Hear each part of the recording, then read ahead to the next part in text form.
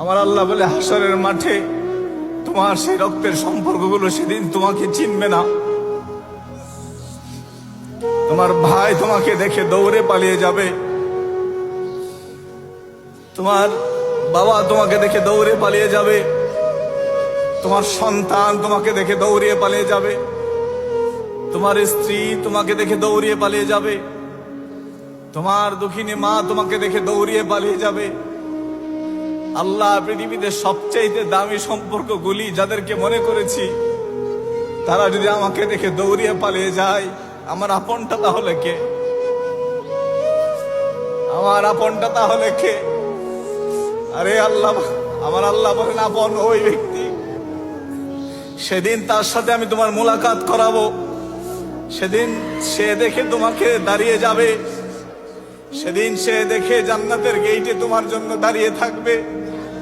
যেই মানুষটা আমি আল্লাহর জন্য তোমারে মহব্বত করেছিল, যেই মানুষটারে তুমি আমি আল্লাহর জন্য মহব্বত করেছিলে, ওই মানুষটা জান্নাতে যাওয়ার আগে তোমার দিকে বারবার ফিরে ফিরে তাকাবে।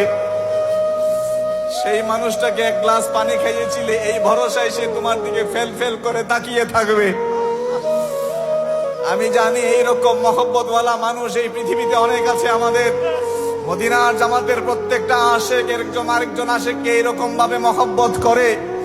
আরে এটা কোনো পৃথিবীর মহব্বত না, এটা কোনো রক্তের ভালোবাসা না, এটা কোনো আত্মীয়তার ভালোবাসা না, এটা কোনো গ্রামের ভালোবাসা না, এটা কোনো প্রতিবেশীর ভালোবাসা না।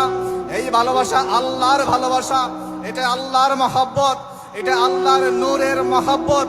এই মহব্বত এই মদিনার জামাতের বাগে মদিনার এই মাঠের এই আশেক গুলার সিনার ভিতরে জল জল করে জ্বলছে, আমি এখান থেকে দেখতে পাচ্ছি।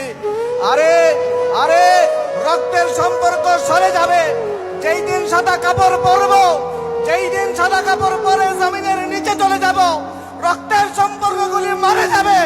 এইরকম প্রেমিক গুলো থাকবে, এইরকম প্রেমিক গুলি জান্নাতের যাওয়া পর্যন্ত প্রেমিকেরা যাবে না, প্রেমিকেরা যাবে না, যাবে না, যাবে না।